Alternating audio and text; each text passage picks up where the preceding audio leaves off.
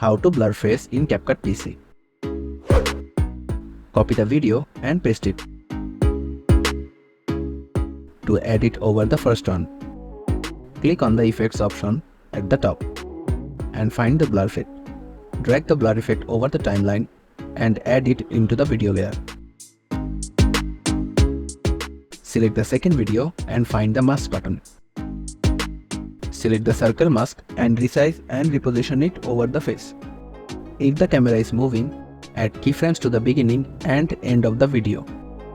Move the blur to the part where you need to move it and add keyframes.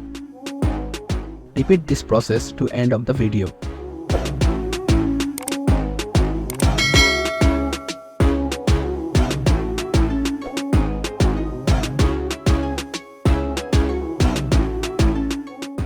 And that's it, an easy way to blur face in CapCut PC.